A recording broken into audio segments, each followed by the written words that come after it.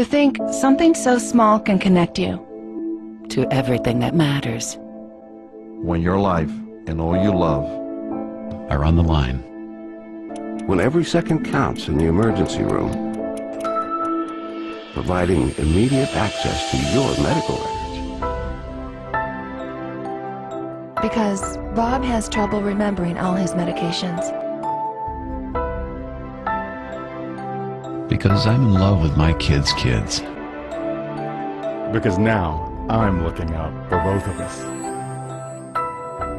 Because I have diabetes, but it doesn't have me.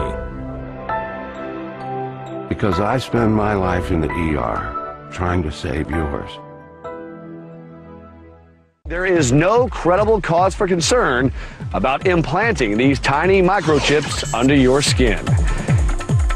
There's been over 10 million pets in 15 years that have had this microchip without any problems. The mark of where we're going to put that chip. Stockbroker Robel Johnson is one of the pioneers. Today he's having a chip implanted in his arm. Okay. Now you're going to feel a little pressure. Okay.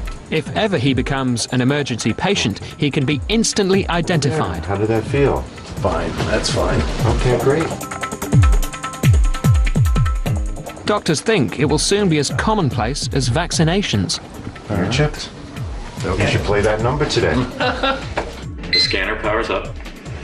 Wave it over the arm. Pulls up the unique 16-digit identification number, and through a serial port that's at the bottom of the scanner, it goes to a computer or a laptop, where immediately my picture, my driver's license information, and my relevant medical records would pop up on the screen. Instead of GPS bracelets, convicts would be forced to have a device implanted. Instead of ankle bracelets, sex offenders might have something like this, implanted. Parents are putting these chips in kids in Mexico, where there's a higher risk of kidnappings. The scanners are put up at airports and bus stations, so if a chipped child is there, police know. I think it's good because it's really fast, the queues go quicker so that you don't have to spend all break queuing up for the food. Your parents can pay online and you don't have to worry about losing your money or getting it stolen or anything.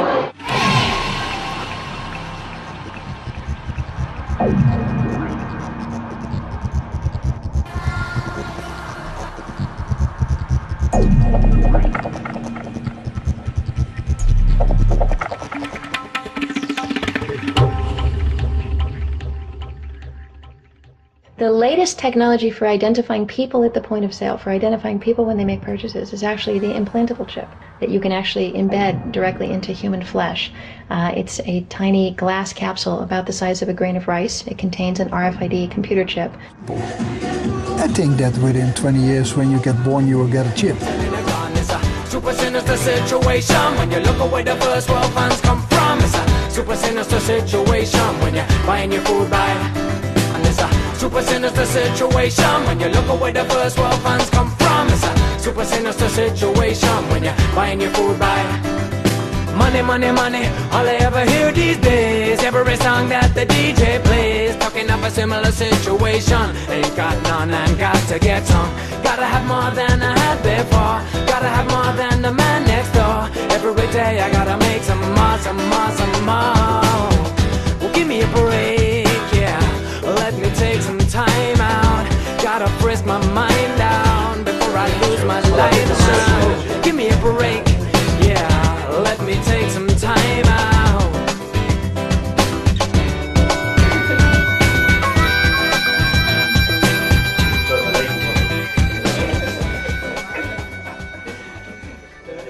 You know, there is an increasing amount of support for a microchip for buying and selling.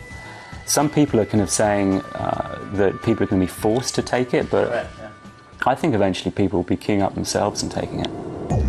I would not have a problem at all if they wanted to put a microchip in me to help out with any kind of medical security, anything. I'd be fine with it. I saw my thing about the money and banking. I hope in the future I can take one in my right hand. I think it's very cool actually. It's a cool concept. If I was to have a microchip which would benefit me on a personal level, I wouldn't have any problems with the ramifications. Like for instance, if I had a microchip which would allow me discounts, say on like toll roads or purely financial reasons, which was exclusive for that, then I'd have no problem. I got chipped. My whole office is getting the chip. I already got the chip. I've got the chip. We got the chip. Now, the points that are most being used to sell the implantable microchip to people are causing a lot of fear and paranoia amongst conspiracy theorists. You know, fears like giving the government too much control. They're trying to bring in the RF chips as a form of control to all of us human beings. If you don't do as you're told, if you don't conform to the authority, you don't conform to controls, you will have your chip turned off and you will not have anything. And if they turn that off, you can't go into shops, you won't be able to get into the doors, all electronically. The idea of having one as a thin edge of a wedge as a way of social control and monitoring, I think that's very, very dangerous. When I read the book with Barry Smith, it brought up for me the significance of the Antichrist and controlling of people. That's what it brought up. Second, yeah, the Antichrist. You know, you see these fictional movies and you see their implants and it controls you. First, we take a gloomy, dissatisfied woman. We locate her brain. We insert a few nanochips. Finally, we enhance her to fit the ideal specifications. Welcome to the future. It's a really scary prospect. I'm sorry. Really scary. Well, I think they're worried about the wrong thing. They're panicking, like, about the wrong stuff. We've come to accept that kind of technology in the past, things like Social Security and credit cards. Those, that was always a concern there, but now people have just come to accept it. I think they'll do the same thing with microchip implants. Personally, I feel that these fear merchants, they do their own cause a disservice. I mean, it's not some tyrant from outside that's going to control us. It's our own inner tyrant, our own greed, that's going to lead us to line up for something like a microchip. When talk turns to the microchip implant being used for buying and selling, control or no control, I think most people would change their story. I feel very strongly that I would say no. But when it comes to you can't travel, or maybe you can't get a job, or you can't get social services, I think that was pretty disturbing, because that's the point at which most people are going to, even if they wanted to say no, might feel forced to say yes. Are there any conditions under which I would allow myself to be microchipped? I don't think so. So basically what you're saying is either you're in this monetary system with the microchip monetized system, or you're outside of that system, and you're asking me is what would I choose? If you take the blue pill, the story ends.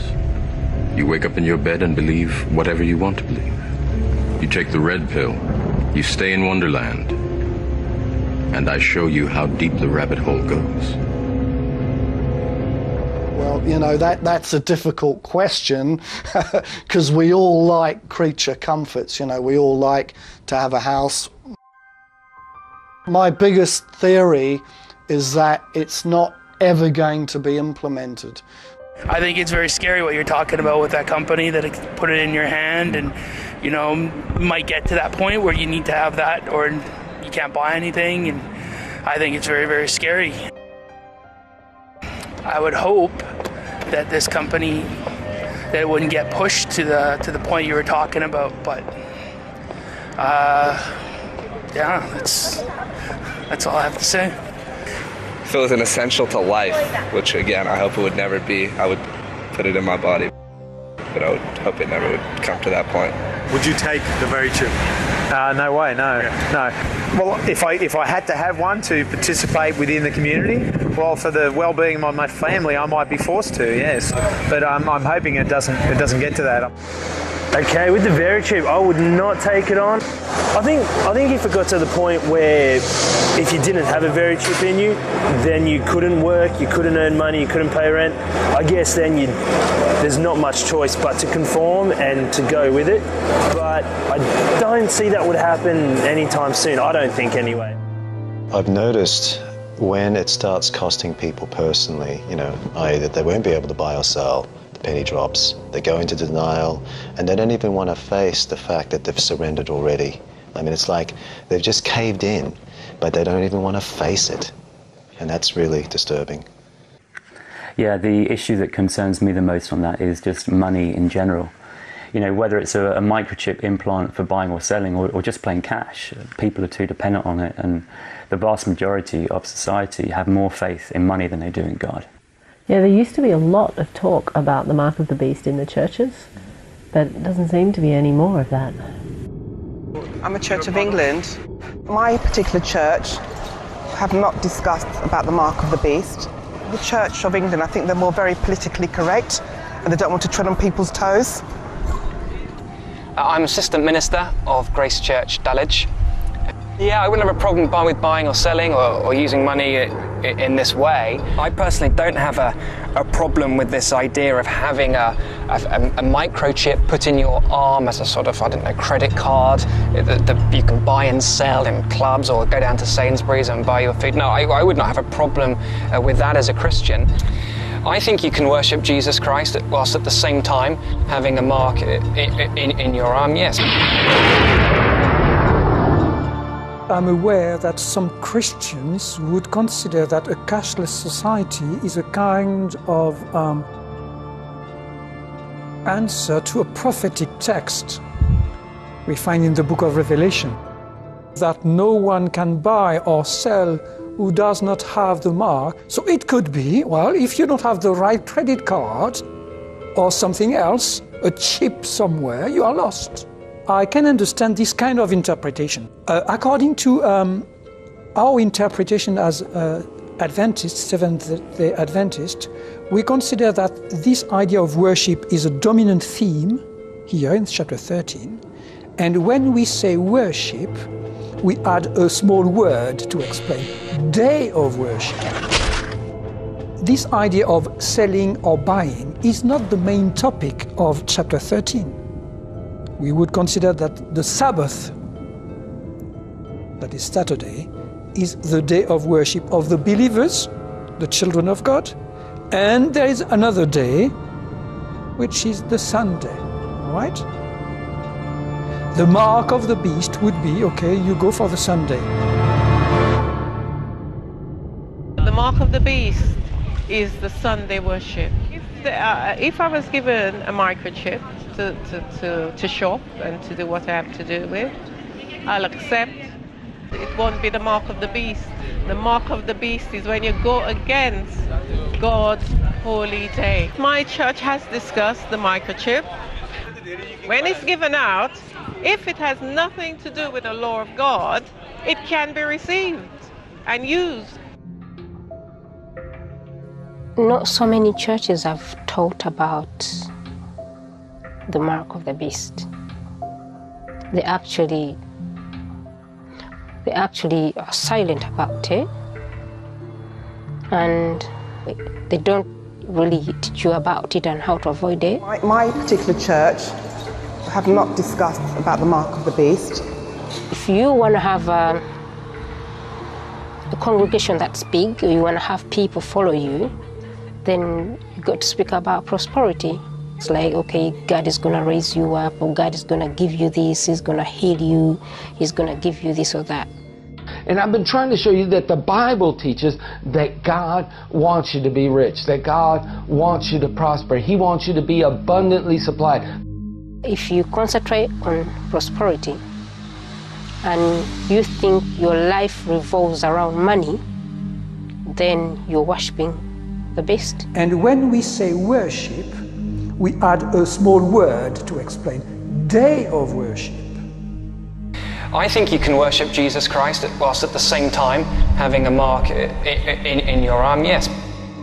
Most of the churches, or the vast majority of the churches, are not teaching the masses or the followers, that would be followers of Christ, about the money, and that the money is a way of worshiping, is a form of worshiping the beast.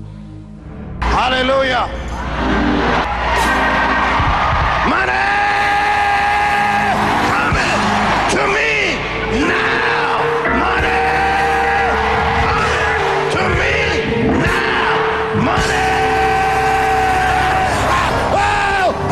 walk on this money. Woo! Woo! Woo! Get some anointing. You put something up here. Woo! Put this anointing on it. I tell you what, you put something up here. I'm putting this anointing on this money, man. Woo! Woo! Woo! Hallelujah. Club 700 has actually had Very Chip on, who have basically stated, look, this isn't the mark of the beast because it has not been mandated by government. Yeah, it's interesting that we now have something that matches the prophecy in the Revelation about the mark of the beast. You're talking about a chip that goes inside your hand and you use it to buy or sell. Now that's ironic. It's clear that it's no longer some kind of fanciful imagination, but churches have totally lost interest all of a sudden. Yeah.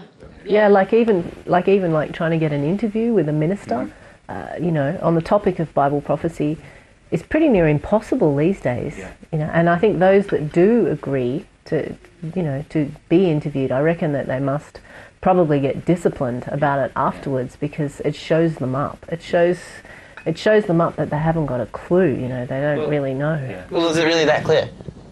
Well, what do you mean by that? Well, are we just assuming that it's the connection between the prophecy and the revelation and the microchip implant is really that clear? Well, maybe what we could do is like go out on the street and show people, you know, the Bible passage, show people like the article about the very chip, and talk to people, you know, explain to people about the very chip and see if people see it as clearly as we do. Yeah, why not? We've got the equipment, we've got the resources, we've got the motivation. Let's do it. Yeah. All right. Okay. Did you pat the mic? Have you got any spare batteries? I think so. We've got some tapes. Excellent. All right, London, here we come. Jess, we'll give you a call when we get to town. Okay. Take care. See you. Bye bye. See ya. Okay.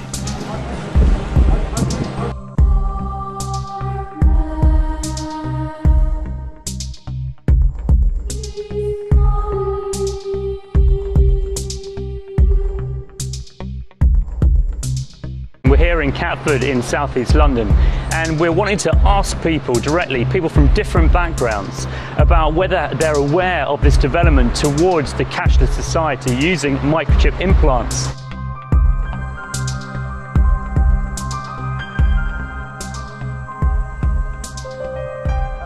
Okay. And it causes all, both small and great, rich and poor, free and bond, to receive a mark in their right hand or their foreheads. And that no man might buy or sell save he that he had the mark or the name of the beast or number of his name.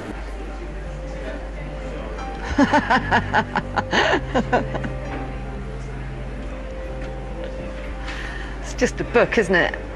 I haven't got a lot of time for the Bible. To me, that's just words. Doesn't really mean anything, you know. The Bible clearly lets us understand that the mark will be for trading, for buying, for selling. The choice will be, are we willing and ready to die for what we believe in? And if it means to die and to not accept the mark, then that is what will have to be done. It seems to me that some people think it just makes sense to have a chip rather than do something to do with the Bible. Sure. Can you see any link at all? With well, that passage and obviously, that? But I think it's a major coincidence. I don't think it's possible that someone 2,000 years ago could have prophesied about any scientific developments today. I don't think God has any place in science. So is it trying to say is that if you have that in your body, that you maybe you're showing the mark of the... It's not. I don't really believe in coincidence so much. I just disagree. For my personal opinion, I just don't think that has any relation to what the financial system is. Why they would put it into barcodes? The number, how that number has any relevance? If they did, it could be coincidental. But if there was some, I don't know, allegiance within the secret allegiance of the financial system around the world who are doing whatever to do this, I think there's a lot easier ways to do this and track our information and track what we do to do that by what we do in our cash machine or what we shop at Tesco's. Yeah, it was really interesting seeing the various reactions, and you could see that even the people who argued against the connection, like were aware that it was like a huge coincidence, as they called it. They just didn't have any answers for it. Yeah, I was also impressed, actually, how many people, you know, just out there on the street had a grasp, had a really good understanding of the whole concept, even though sometimes, they had no religious background at all. Yeah. And there are a few people I spoke to who could see that there really would be pressure on them to take this chip. A chip that the marketers and makers of it say they would never force on anybody. Yeah, right. Should we keep watching? Yeah. Yeah. But there is a fine line between that, and I don't see the relevance in that. But I think what you're right, I know it's not your opinion, maybe it is, I don't know. But I know that we are being tracked and we are being traced and our information is being sold and it is being passed. But whether this has any relation to that, I don't think so, my personal belief. There's no way I'd want to put the chip into my body if it's been said before that it's going to be part of some beast or whatever else it's going to be. So I wouldn't want to do it.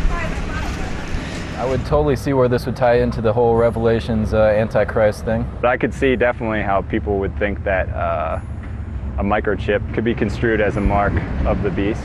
If it comes down to that, the chip is the mark of the beast, and because of my Christian faith, I will never wear it. The Christian faith and several other faiths have intertwined into it a mark of the beast concept, which is generally seen these days and accepted as the microchip. It's going to have a massive effect on people consciously and in their communities. There's going to be a rejection on that level alone. If I was to be cut off, I still wouldn't take the chip. I would find a community, no matter how hard it took, that didn't require that level of submission. Yeah, what I found most interesting about watching this is that the people who could see the issues most clearly were usually not religious. They're oftentimes on the fringes of society, the kind of people that Jesus really would have associated with. And well, I met these street punks, these people in Utah, and I barely mentioned the implantable microchip with them. And what they said was pretty good. Maybe we can check it out and check it out. Yeah, sure. Have a look. Oh, the computer chip that they're gonna put into us. That hey, you know what? I think about that one. If you read the Bible, dude, it says you cannot buy, sell, or trade without the mark of the beast. It's so easy. It's convenient. It's right there. Beep. Oh, everything's right there. Beep. And I will never ever put a chip in me or in any of my children. Oh no, that's I don't want to be marked, man. The people that actually have the chips and the cards, you would not believe how much that they actually waste. They're actually gonna throw away enough to us unchipped people. We can actually survive, dude, without chips. Because money is just paper shit. It's nothing. Why would I trade paper shit that you can't use? There's no use for it. Like, you can't make it into anything. You can't grow anything with it.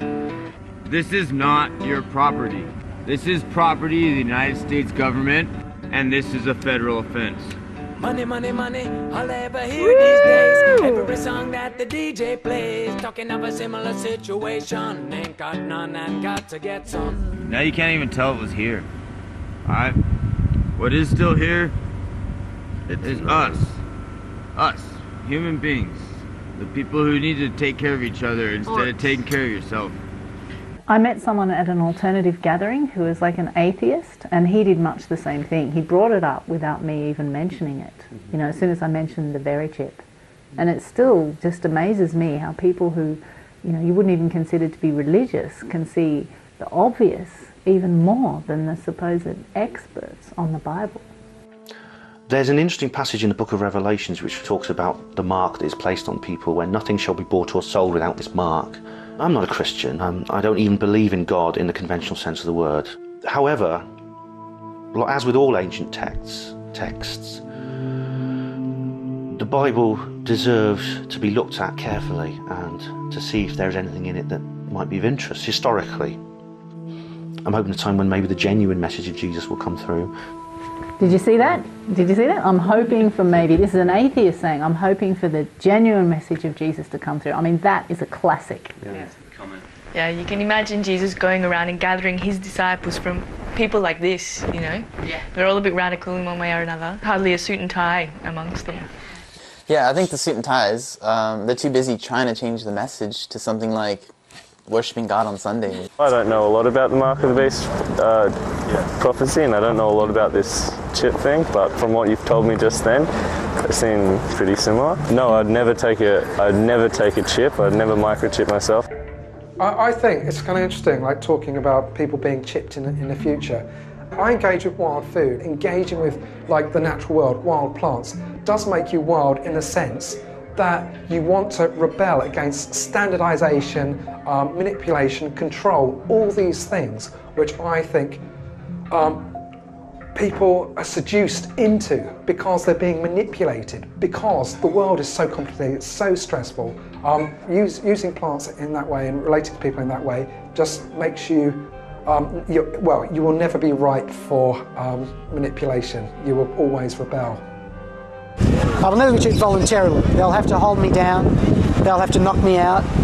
Not taking the microchip could end up meaning that you would starve to death. I understand that. I'm not Christian myself, and I'm not that knowledgeable about Revelations, but I know that when they talk of a mark of the beast, it's for buying and selling, and everyone in society must bear this mark to operate and function.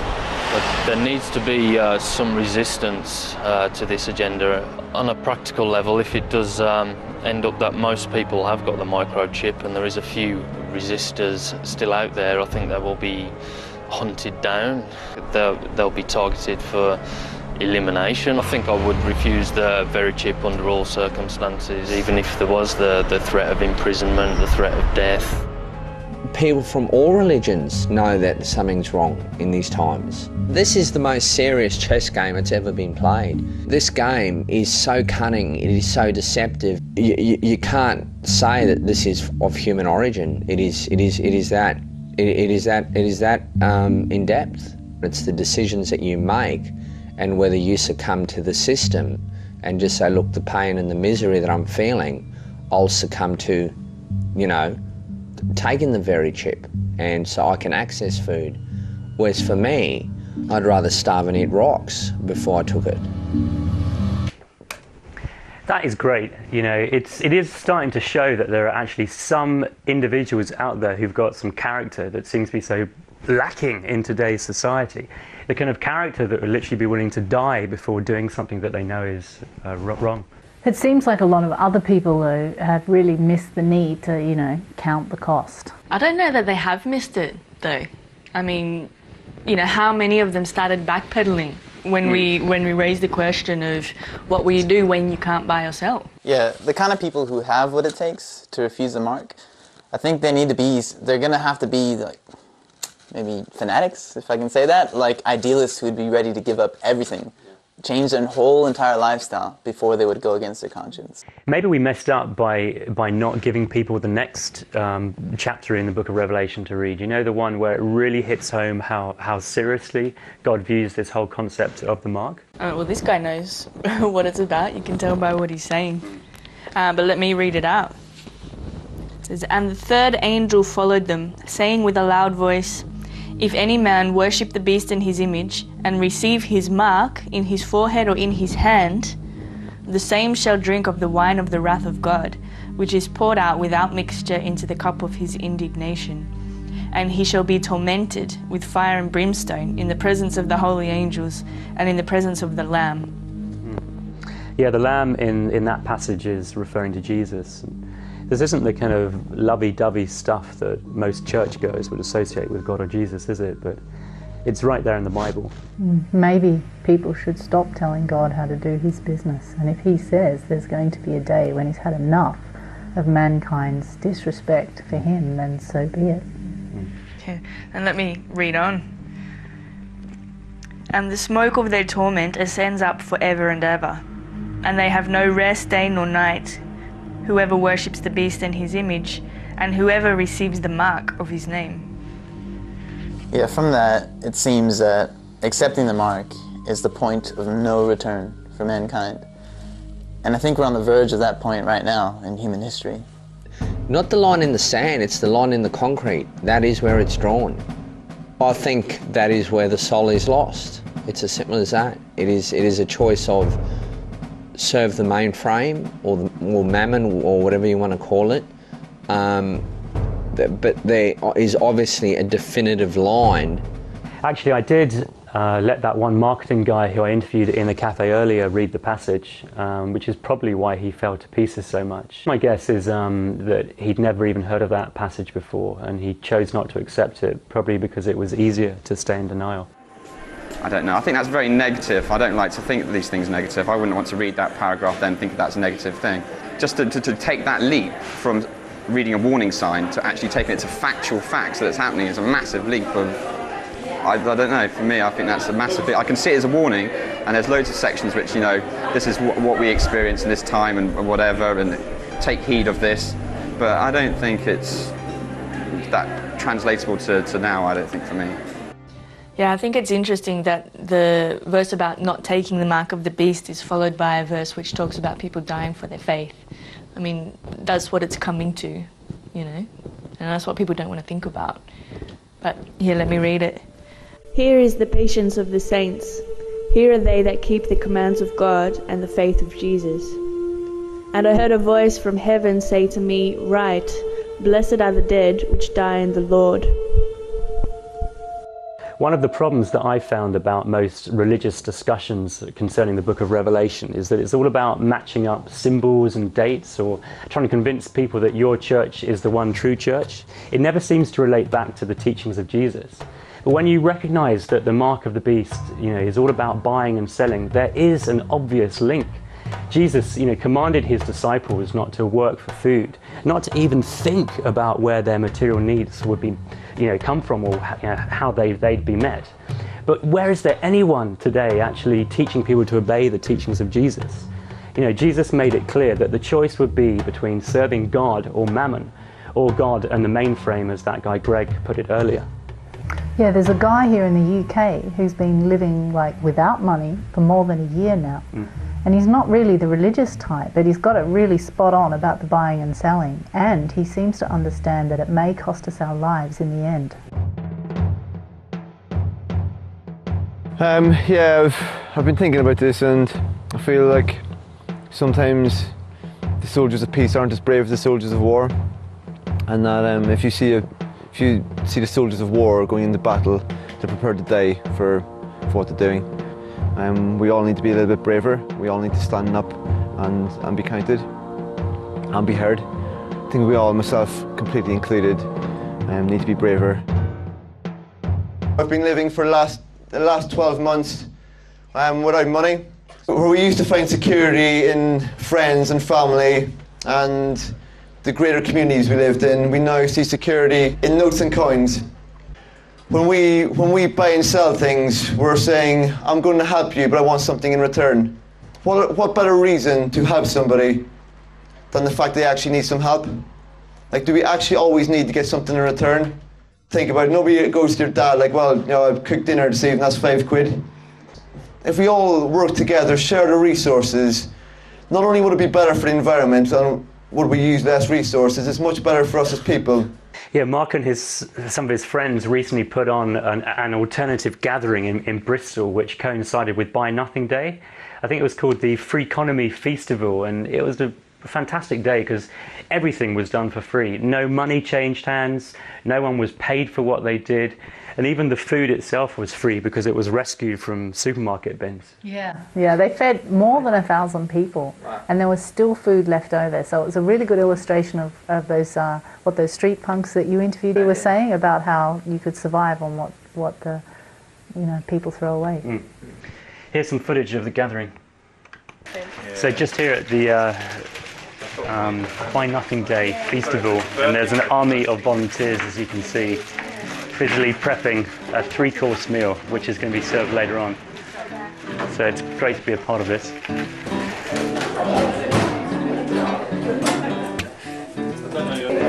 Most of the food that I get is from the back of supermarkets. About 90% of all the food I eat, gets found.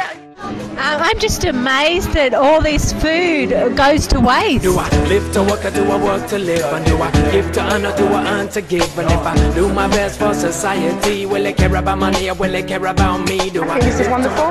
It's really nice to all be under the same roof. I'm a language teacher, so I brought loads of sort of French books and dictionaries and textbooks and stuff like that I don't need. And I found chocolate spread, so I exchanged linguistics for chocolate spread. There you go. my first experience arriving and finding that everything's free.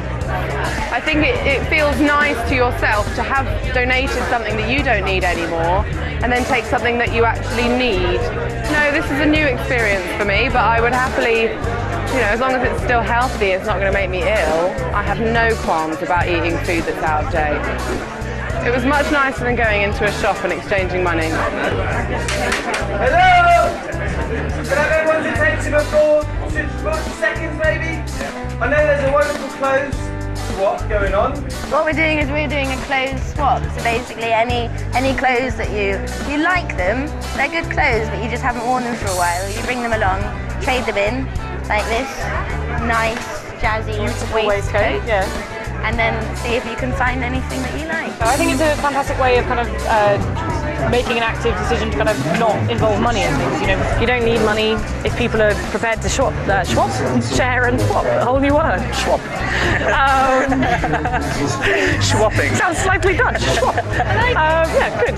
We're shopping today. Shopping. Yes, it's like shopping, not quite. It's just a really fun day. It's so nice to see so many kids. It's nice to see so many people just really enjoying themselves, and also the slight bewilderment on people's faces when they're like, "So I can just take this?" It's like, well, yeah, it didn't cost us anything, so just take it away. People are surprised that everything is free, but it's just proof that it can exist and it can happen. Money's a pain in the neck. It's useless. It's like controls people, turns people into, I don't know, things that they don't want to be. Just doing whatever is thrown at me really. I was helping with some furniture being brought in, just chopping some potatoes now, and clearing up later on, and anything that needs doing, I'm up for doing it. I think I'm powering up the music system. Not sure how. Certainly, I think like people's generosity of spirit is always there. Just needs to be given the space to sort of freely flow. Ooh, his shining eyes still see. Ooh, the docile dreamers alone. Ooh, have it all, but the best from me. We got home, we got barracks and drums and a rich. Our voices on your throne. I got empathy, you got apathy, and I got wrong. Thank you, that was amazing.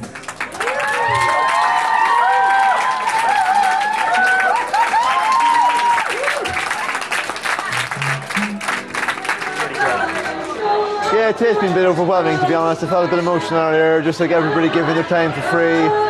These guys work their arse off all day. Like, I haven't seen people get paid a lot of money work this hard, non-stop, relentlessly. There's been a couple of thousand people through the doors here today at some point, and just experiencing living without money for one day. I do think that is a significant point. Which point? Well, the fact that what happened there was just for one day. I mean, people had a lot of fun. We all did. But as we've seen from the other footage, it's going to take a lot more dedication than that. I think Mark Boyle definitely could see that, but I'm not so sure that the others did. You know, it's not just going to be about giving up the things we don't need. We may one day actually be forced to lay down our lives for one another. Yeah, I interviewed someone at that festival who was talking quite seriously about living without money. But it seemed like even in that setting, she seemed sort of somewhat cautious about what she was saying. I'm nervous about talking about it to people because even the hippiest of hippies get like their prickles come up when you start talking about doing the job that you want to do and not having to enslave yourself for your money, because no one wants to have to do it, so everybody hates it. So when someone comes along and says you don't need to do this, you know, everyone gets like, but I do, I have to. And that tension, I think it all hangs on that tension in some ways. I mean, it compromises you're never giving totally and you're never receiving totally when you're using money, because you're always aware of the back current of the exchange. But when you don't use money, if you just are giving something and you're not thinking about what you're going to get back, it's a full-hearted gift. If you have to acknowledge to yourself your vulnerability, and you cannot pretend that you're not vulnerable, when you've got money, it masks over your natural insecurities, the needs that everybody has. We all pretend that we don't all share like these basic needs, and we can get away with that with money. But when there's no money, you're much more aware of how dependent on each other you are, and you're much more open in your vulnerability, which is a much more heart-centered, it's a much braver, much more heart-centered way to live. Well, it's almost like a spirituality. There's that guy in the States, it is a spirituality for. Yeah. Yeah, I actually got an interview with Swello where he lives at his cave in Utah. He's the guy who's been living without money for 10 years, right? Yeah, 10 years, yeah, that's right. Dang. This is like my home base here. Like I have a cave here. And I usually stay here in the winter time. The cave's small, so I can keep it warm in the winter pretty easily. But I also have a camp in town, and that I move around now and then. It's very temporary. Well, everything is. And often in warmer months, I travel around the country, just live wherever randomness takes me. I remember thinking, going through periods where I thought that, or I wondered why we didn't practice the teachings of Jesus. It's like he was more of an icon to be worshipped than to be followed in practice. We divide the world up among different religions and philosophies, but to me there's only two. And it doesn't matter whether you call it Christian, Hindu, Buddhist, whatever. Basically they all boil down to love or money, God and mammon. The Buddha said there are two paths, one leads to wealth, one leads to nirvana. And Jesus said one leads to mammon and one leads to God. So those are the only two religions in the world. One's spiritual and one's materialism. Oh, there are no grounds under which I would allow myself to be microchipped.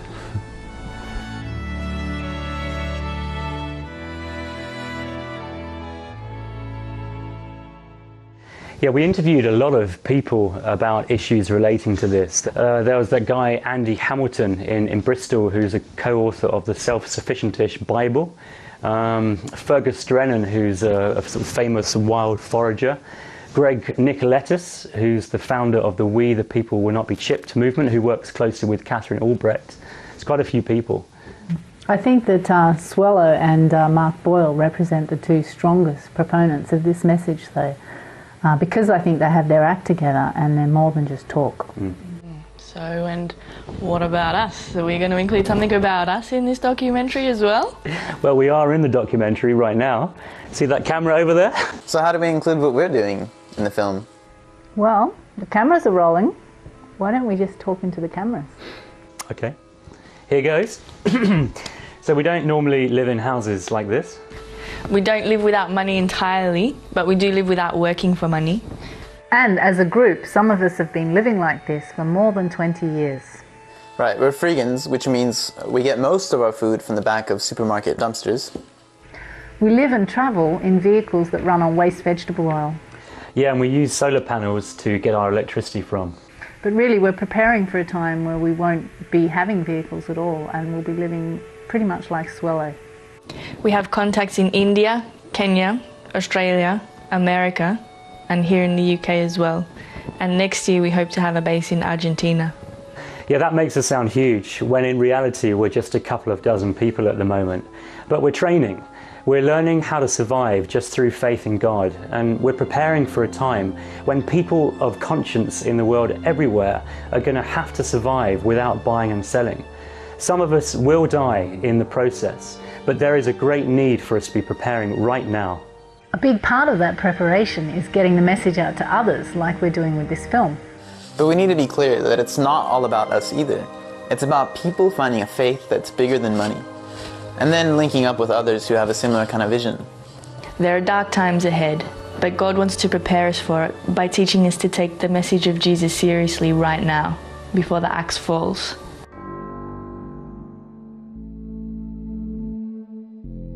It is necessary that you take this disc out in that's out in the street, make a copy, make 100 copies. It's for everyone. Don't take the mark of the beast. Don't take the mark of the beast. Don't take the mark of the beast. Don't take the mark of the beast.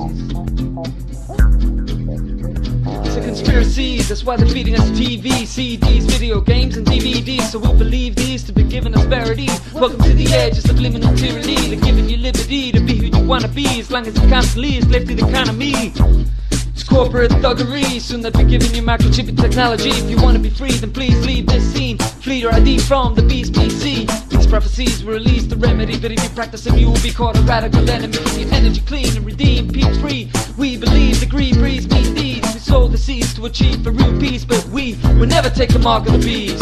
Don't take the mark of the beast. Don't take the mark of the beast. In times as dark as these, please don't take the mark of the beast. Don't take the mark of the beast. Don't take the mark of the beast. In times as dark as these, please don't take the mark of the beast. What is going on? We got a choice in store that'll count for oh so long. One chance to make it right. One path that leads to life. One path that leads to fire.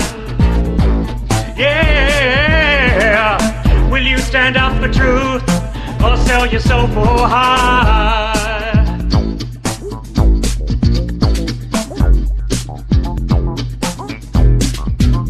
What tricks this? That the barcode is 3/6 is fixing it. 3 parallel lines with a 6 in it. Time to open up your eyes, get the scriptures in. The church is paralyzed, so they're missing it. When money's out of lies and no Christians in. They claim to follow Christ, but they're dissing him. They're so busy shouting praise, they ain't listening. I know the picture's grim, it's gonna get worse, but first it's a curse. It's coming upon the face of the earth. The human race will give birth to the worst person, and nerds may even lurk in the church. Is that how it works? They try to insert a